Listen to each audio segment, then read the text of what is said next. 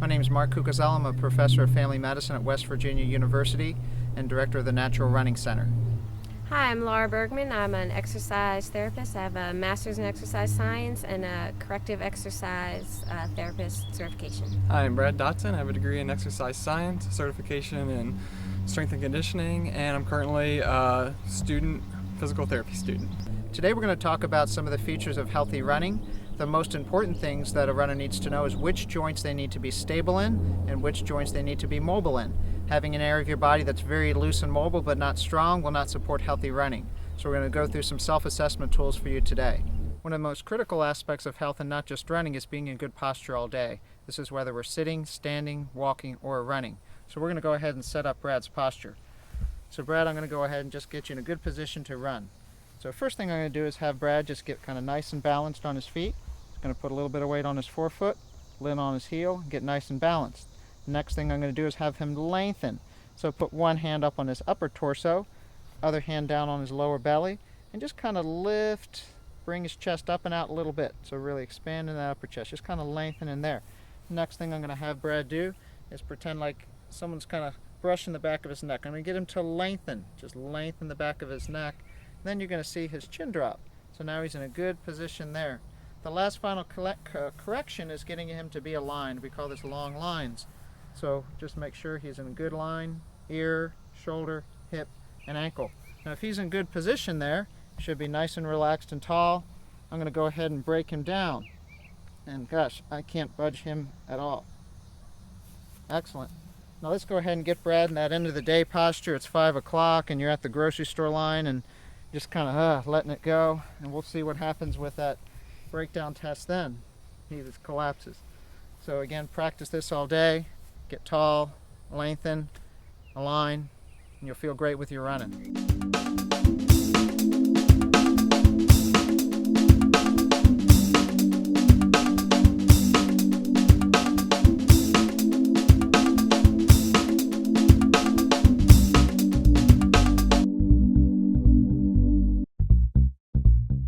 With your feet about hip width apart and arms are going to be straight out in front of you.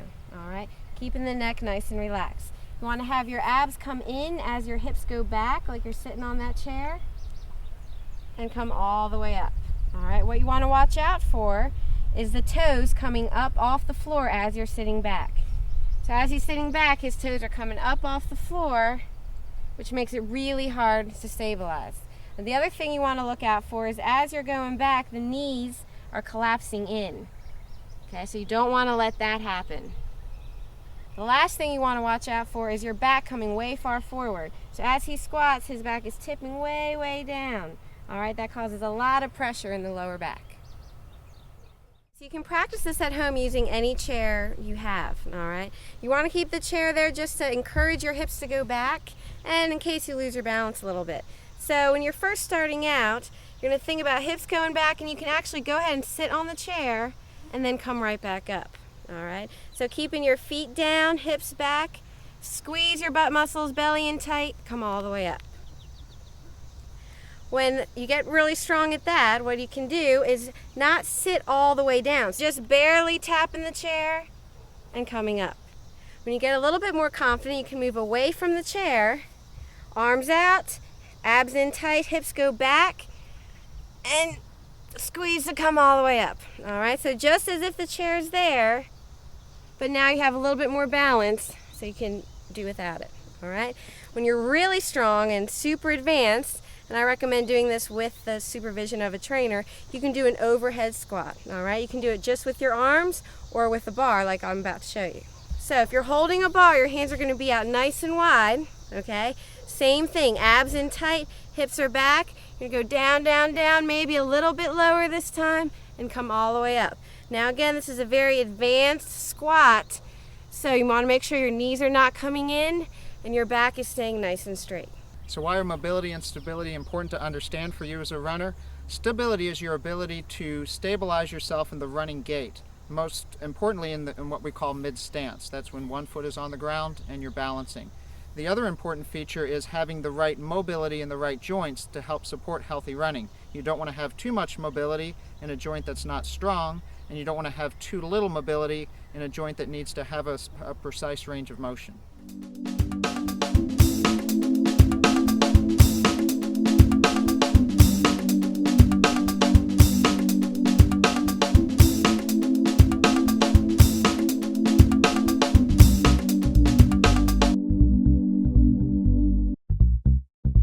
Single leg stance and step down are a great progression from the two-legged squat. So when you become strong and stable on two legs, it's time to advance to a one-legged stance and squat. So because this is the position you're landing in, you want to be nice and strong and stable in this position. So you can just practice being in this position all the time. You want to make sure that all 5 toes are on the floor evenly. So your 5th toe all the way to your pinky toe to give you a nice wide base of support, okay? If your toes are squished in, it's going to make you a lot more wobbly, all right? So you want to keep that big toe out, all 5 toes on the floor. So as you bend your leg, make sure that the big toe isn't coming up, and make sure the pinky toe isn't coming up. The next thing you want to watch out for is the knee, all right? So as you are in that bent position, you don't want the knee to move in or out. Coming up the body, you want to keep your hips nice and straight, okay? So both hip bones are going to stay facing front and nice and level.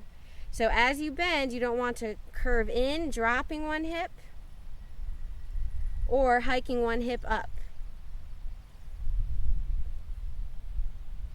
So because your stability in the mid-stance phase is the most important, way to get stronger in that position is to just spend more time in that position. So you can start with some support to help you balance. You're going to keep your toes on the floor, engage your glute muscles, stay up nice and tall, and bend that leg. So this is the position you're going to land in when you run. So the idea is that you get nice and strong in this position. When you can hold it without being wobbly for more than 30 seconds, then you can try without support. So you can just keep your hands on your hips and try to hold it. As your wobbling diminishes, you can add another level of challenge by closing your eyes. That will make you just rely on the muscles. When you're really, really strong, you can hold it here for more than 30 seconds. You can add movement with your other leg, making sure that this knee stays nice and straight.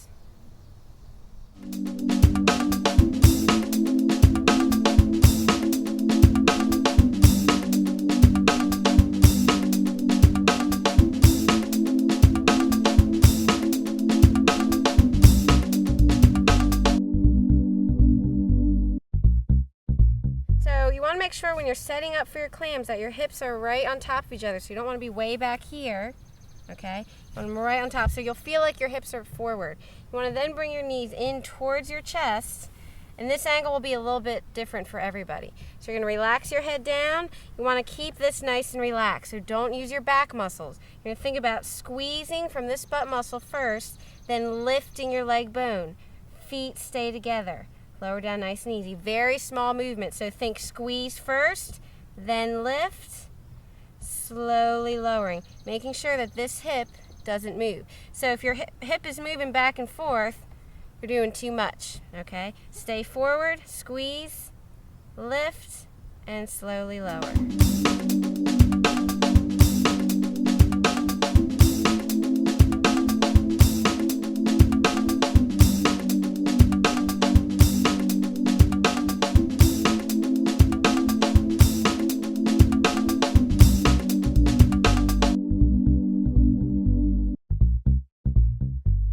Okay, so to get that core nice and strong, core meaning your abs and your lower back and also some shoulder stability, you're going to do the plank. Now the first option is plank on your knees. So you want to shift your weight forward a little bit, tuck your hips under so that your butt is not sticking out, all right? You then want to press up into my hand right here. Press up so that this is nice and flat, not collapsed down. Go ahead back where you were. Yeah, so you don't want this big space here. Pressing up here, tightening here, tucking under here. Now, if this is really easy for you and you can hold it for a very long time, you're going to tuck your toes and lift your knees off the floor. Very important not to let the hip come up like a pike position, okay? So you want to be nice and flat like a coffee table. So if I had a cup of coffee here, you wouldn't spill it. Make sure you don't tilt to one side or the other. Stay nice and straight. Don't forget to breathe, very important.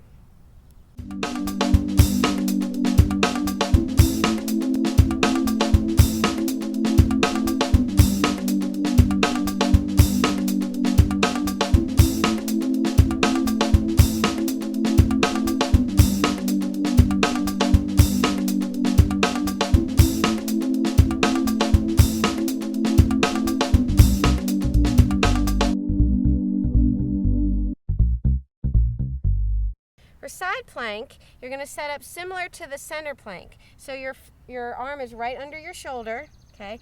Knees are going to be on the floor. You're going to lift your hips all the way up and forward, okay? So you want a nice straight line. Don't let this shoulder move in or back, okay? So you want to imagine you're between two panes of glass. If your hips are piked here, you're not working the correct muscle. So make sure you lift your hips up and forward so you have a nice straight line. If this is very easy for you, go ahead, come on down. You can keep the legs straight, come all the way up, and again, make sure those hips come forward. So making sure you're in a straight line from your head, la, la, la, la, all the way down to your toes.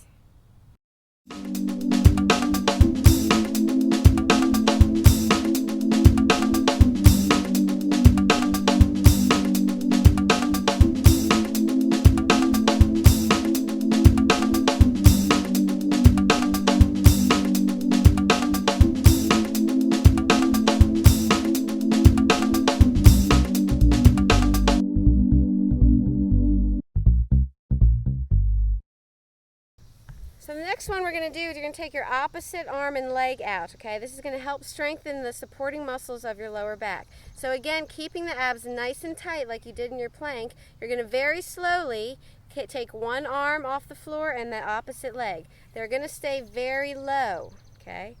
Abs are nice and tight. If you lift the leg too high, the hips are going to twist. You don't want any twisting, okay? If you lift the arm too high, you'll twist the other way. So again, you want to imagine your back is flat like a coffee table, holding that cup of coffee on there. Now keeping the abs tight, you're going to slowly bring both leg and arm in, back to your starting position. Good. Reset. Now when you switch to the other side, make sure you don't shift side to side. Alright? Abs are in super tight. Very slowly lifting that opposite arm as leg, keeping it low. Hips stay nice and straight.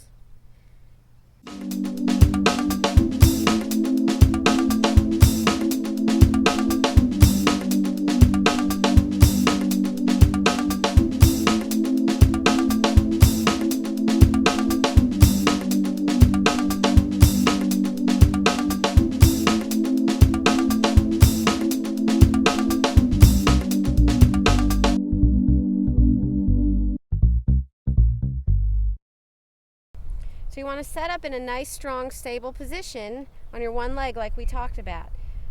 When you're ready, you're going to pick up that other leg, keep those hips level. You're going to take your knee slightly to the back and turn it out. Okay, you want to make sure you don't do too much and open up that hip. So keep one hand right on your hip, right on that glute muscle. Leg comes back, open out, bring it right back in. Make sure that everything else is up nice and tall. That supporting leg is nice and stable. Back, open, and bring it right back in. So you should be feeling this right in that glute muscle.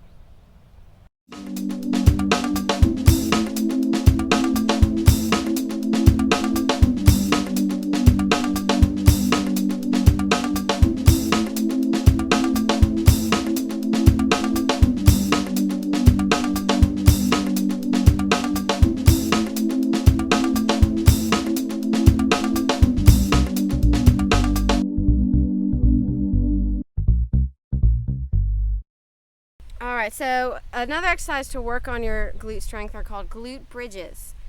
The common things that we see with glute bridges are using the wrong muscles. So your pelvis will tilt, tuck under, okay? So instead of your hips staying straight, they're tucking under this way. Don't want that to happen. That means your other muscles besides your glutes are doing the work. The other thing that happens is your inner thighs fire first, so your inner thighs come together and then your hips lift.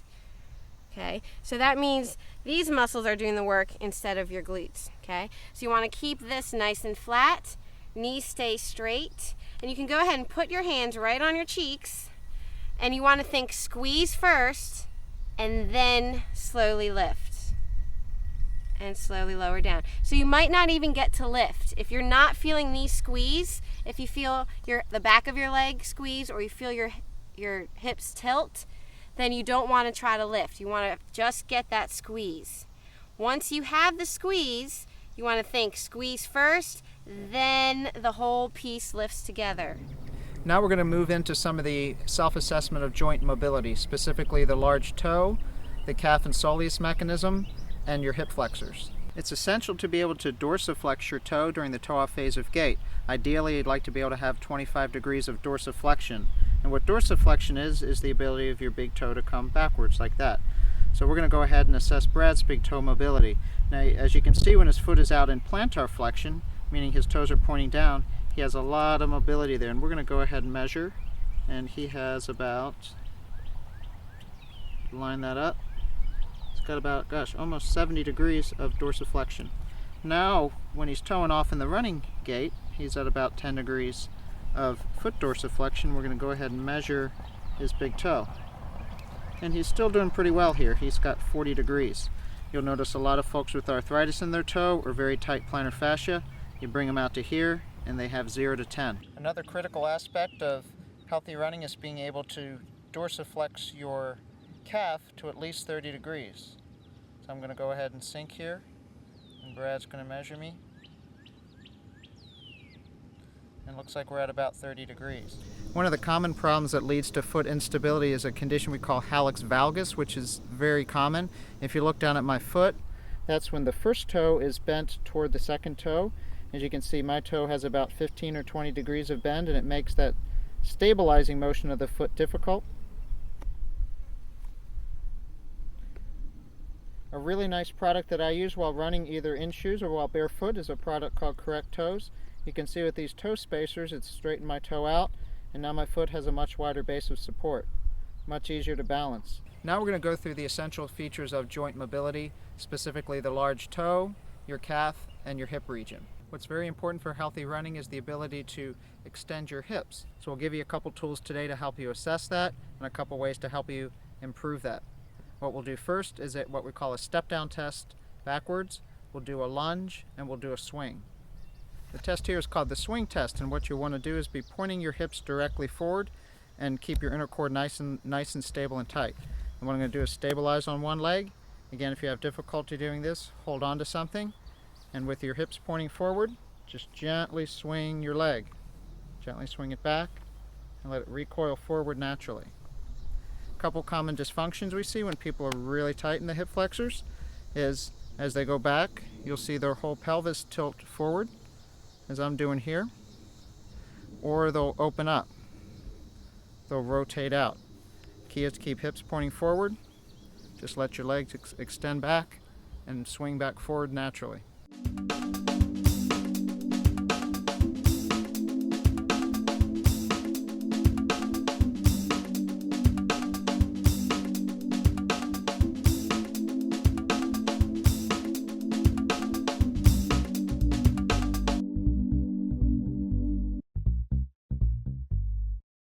Thanks for coming out today. Please visit us online at naturalrunningcenter.com and at Two Rivers Treads in Shepherdstown, West Virginia. Have a great day. Learn, evolve, run.